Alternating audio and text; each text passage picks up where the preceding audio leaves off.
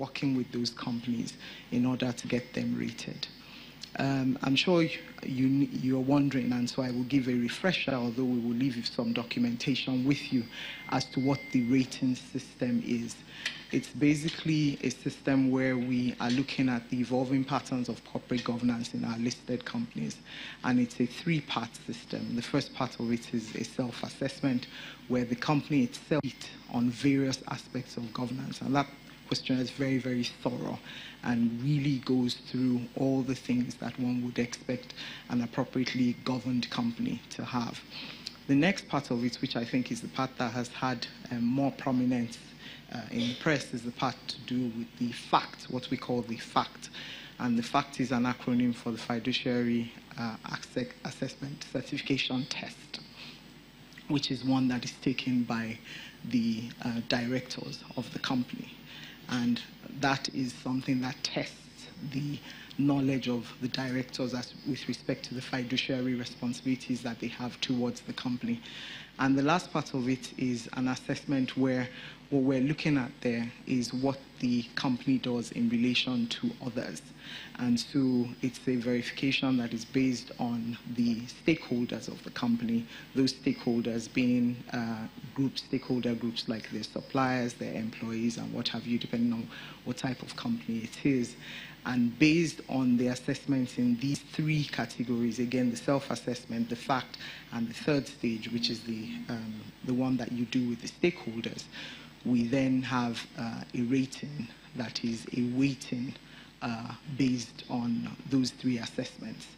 Now, the pass score is 70%, and so the companies that we'll be announcing today are those that have gotten more than 70% from that three-stage assessment.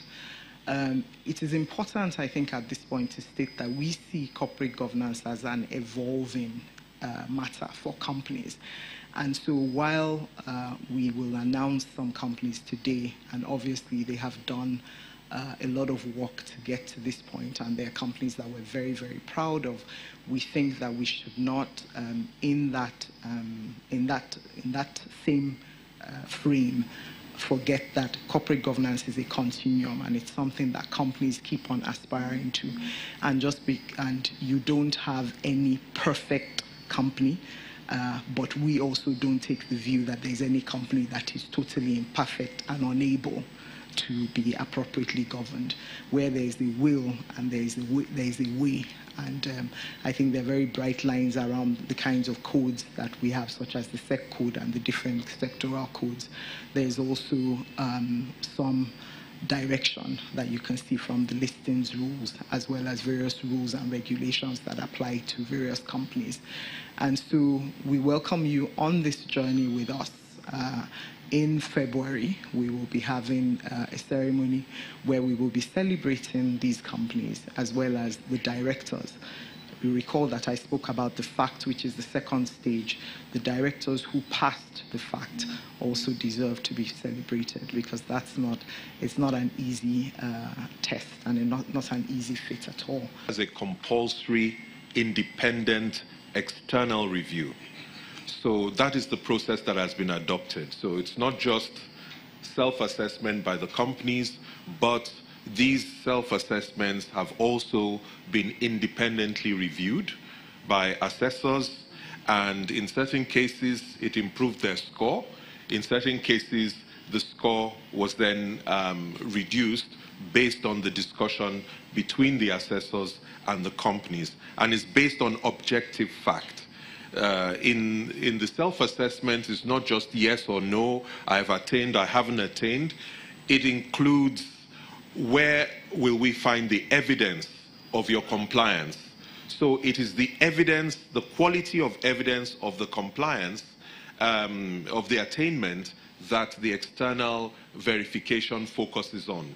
So it's not a subjective issue. But it's probably also important at this point to mention that that is like 50% of the possible marks. So a lot of it is in the hands of the companies. The Fiduciary Awareness Certification Test accounts for another 10%, which makes it 60. And then the last part, which is the company integrity assessments based on feedback from stakeholders, that accounts for 40%. So the companies, therefore, then not only getting the 50, the 10, and maybe another 10 are the ones who make it through the process to achieve the mark. The assessors are independent of the companies. It's not the companies who select the assessors. The assessors are also independent of CBI, but CBI selects them.